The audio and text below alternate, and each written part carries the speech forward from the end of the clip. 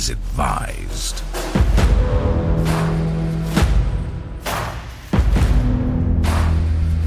This is 10-Minute Murder.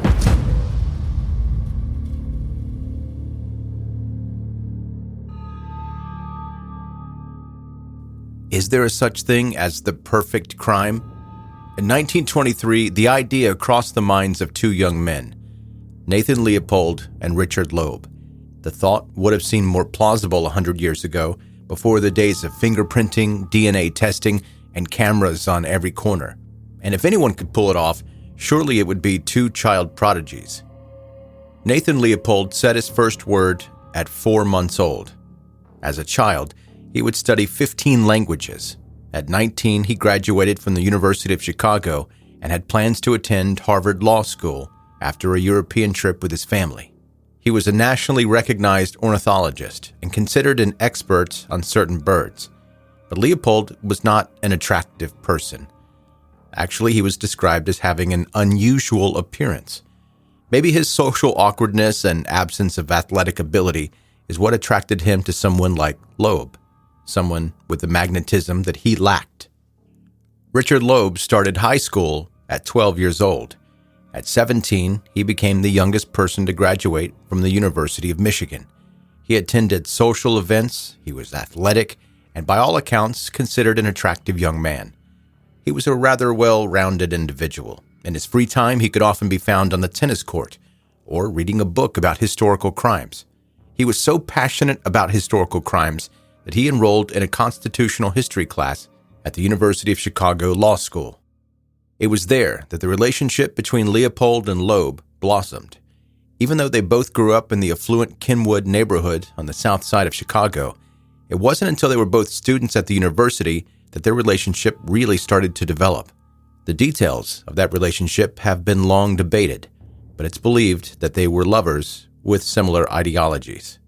Their conversations seemed to revolve around crime. Leopold was particularly interested in Friedrich Nietzsche's concept of Übermensch, or superhuman, and how that affected society and its rules. The possibility of an individual being extraordinary, with super intellect, and the ability to rise above the rules that govern the general population. That engulfed his daily thoughts. It wasn't long before the two of them moved beyond discussing the subject and actually started asserting their perceived immunity from the restrictions that bound ordinary individuals. They started with acts of petty theft and vandalism, but quickly moved on to arson. While the goal had been to commit crimes that they could not be connected to, they were extremely disappointed that it seemed as though their crimes were not worth mentioning in any news outlets. They decided that they would commit a crime that would not be ignored. Leopold and Loeb spent 7 months planning what they considered to be the perfect crime. They thought through every detail, the method of abduction, what weapon to use, how to dispose of the body, and a clever way to throw everyone off. After searching for the right victim, they decided on Robert Bobby Franks. On May 21st, 1924, Leopold rented a car using the name Morton D. Ballard. He and Loeb found Bobby walking to school. He only had 2 blocks left to walk and refused their offer for a ride. Loeb eventually persuaded him to get into the car by acting like he had some questions about a tennis racket. The sequence of events that occurred after Bobby got into the car were never clarified. What law enforcement concluded was that Leopold was driving and Bobby got in the passenger seat. Loeb was sitting behind him and bashed him in the head several times with a chisel, which is the weapon they had decided on. Loeb then pulled him into the back seat and gagged him. With his body slouched on the floorboard and out of view, Leopold drove to the site that they had picked for disposal. They waited until it was dark to pull his body out of the car. They removed his clothes and poured hydrochloric acid on his body to disfigure his face and hide the fact that he had been circumcised. They thought that even if the body was eventually found, that would prolong the identification process. They stuffed his body in a concrete culvert along the railroad tracks in Hammond, Indiana, about 25 miles south of Chicago. When Leopold and Loeb returned home, the news of Bobby's disappearance had already spread, and the police were searching for him. Later that night, Bobby's parents received a call from Leopold who identified himself as George Johnson. He told them Bobby had been kidnapped, but he was safe. If they wanted him returned unharmed, they needed to follow the instructions of a ransom letter they would be receiving. The next morning, they received a letter with detailed instructions for where to drop a package containing a specific amount of money. Leopold called a second time to make sure they understood the letter and would be doing exactly what was expected of them. It's been debated why they sent that ransom letter. Clearly, even if the parents followed the instructions exactly, they were never actually going to get Bobby back alive. Was it simply to throw everyone off the track, or were they really trying to extort money for some reason? Whatever the case, their perfectly planned crime was about to unravel. A railroad worker noticed a foot sticking out of the culvert near the tracks.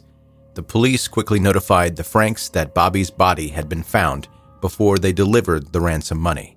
Word got around to Leopold and Loeb. While Loeb went about his daily routines and avoided drawing any attention to himself, Leopold relished in the spotlight. He shared his theories with police and the media about what could have happened to Bobby. Maybe the notion that he was like one of Nietzsche's superhumans encouraged him to take unnecessary risks. Leopold definitely had an inflated idea of his self-importance, considering his mistake would ultimately cause their demise. When they found Bobby's body, they also found a pair of glasses. At that time, police work was kind of a guessing game, partly, and mostly intuition. However, there was little guessing to be done with the glasses. There were plenty of people in Chicago that wore glasses, but these glasses had a very specific hinge on them. The police were able to locate the store that sold the glasses, and only 3 people had those exact hinges, one being Leopold. The police were already familiar with him as he had inserted himself into the case. If Leopold had not lost his glasses at the crime scene, it's likely that he and Loeb would not have been caught. During questioning, the boys confessed to the crime. Although Loeb insisted not only that Leopold planned the whole thing, but he was just driving. Leopold was in the back seat and killed Bobby. Eventually, Loeb took the blame for the killing. Leopold would later admit that he asked Loeb to confess to the killing because his mopsy couldn't handle the thought of him doing it. Leopold also confessed to thinking about what it would be like to murder someone and admitted he found it far less satisfying than he had hoped. Clarence Darrow was hired for a very large sum of money to defend the young men.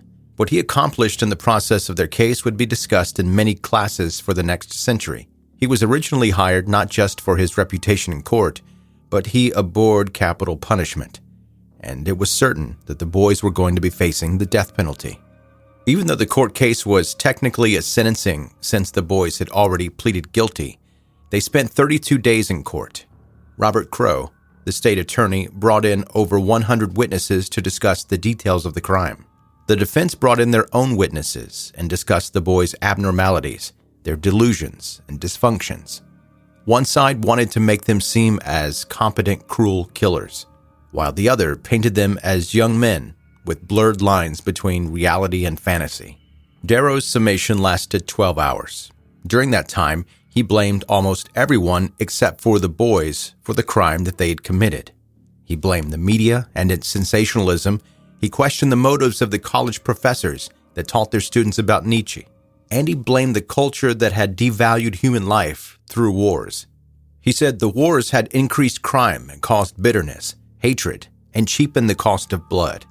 He would go on to mention the parents' good intentions in working so hard to provide such a good life for their children, but at what cost? Who was actually there to raise the young men, and what impact did they have on them? He pleaded with the judge not to encourage the lust for death. His point was proven by the bloodthirsty mob outside the courthouse. As odd as the defense may have seemed, on September 10, 1924, Judge Caverly considered the loss of any more lives seriously and sentenced Leopold and Loeb to life in prison plus 99 years. Even in prison, their relationship continued. They both ended up in the Statesville Penitentiary, where they worked together to expand the prison school system. Loeb was killed in 1936 by another inmate that inflicted 58 razor wounds. Leopold was a model prisoner, and in 1958 he was paroled. Many books and films have been released based on the Bobby Franks crime. Leopold even wrote an autobiography called Life Plus 99. He spent the rest of his life living in Puerto Rico, serving in ministries, social services, and bird watching. The story of Leopold and Loeb leaves us with more questions than answers. Who is to blame for the crimes committed? What responsibility does society hold? Why do we find movies, games, and books that involve crime so appealing? Does it desensitize us to the actual acts being committed? Is war to blame? And what about the parents that are supposed to teach their children right from wrong? Or is there no blame but the actual person that commits the crime? And finally, is there a such thing as a perfect crime? Considering that there are currently 200,000 unsolved murders in the U.S. alone, there's a good chance that someone would say yes.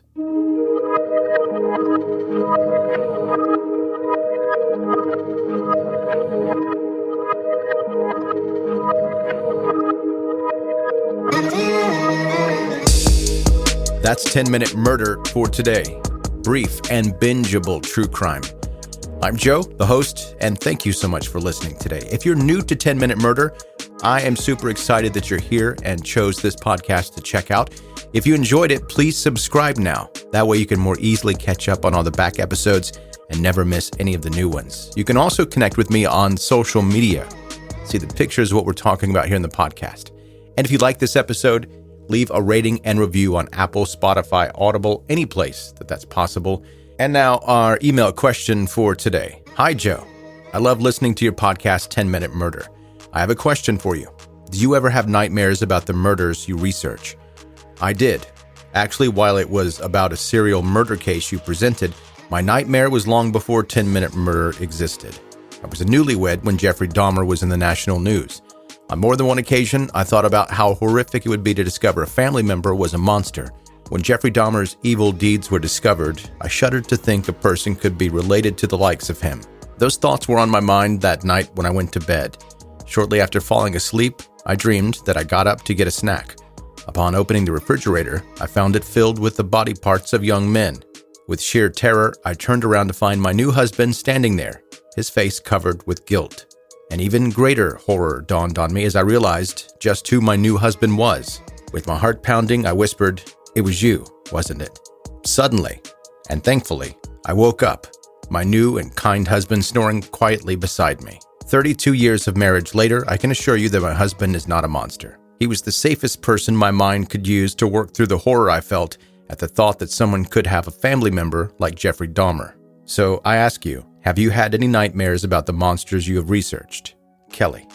And Kelly didn't leave a state or a city, so it's just Kelly out there in the middle of somewhere in the United States. Kelly, first, thank you so much for listening and thank you for the email. Yes, I've definitely had nightmares about the research I've done for this podcast. I've talked about it in the past. It's been a little while since I've mentioned it. But John Wayne Gacy, I have a thing about clowns. That one got me because you have to look up for all the pictures and stuff. And those pictures of John Wayne Gacy, they're really happy about putting them on the internet. They'll put all of them up there. And so I've seen all of them. And honestly, I don't know if I should mention this, but probably about once a month, I'll have a nightmare after researching stuff for this case. Like once a month. And in the before times, before 10-Minute Murder, almost no nightmares. But there is a little trick that I use when I know that I've researched something really heavy and it's going to be on my mind when I go to sleep. I'll put on stand-up comedy on my phone on my nightstand. I'll just put stand-up comedy on repeat and I'll listen to that as I'm falling asleep. And then I almost always wake up in the middle of the night because that's who I am as a person. I'll just wake up and it's still playing. So as I go back to sleep, it's comedy. Some people do white noise or lullabies, whatever kind of it. I do stand-up comedy. All right, that's going to do it. That is today's 10-Minute Murder. Thank you so much for listening.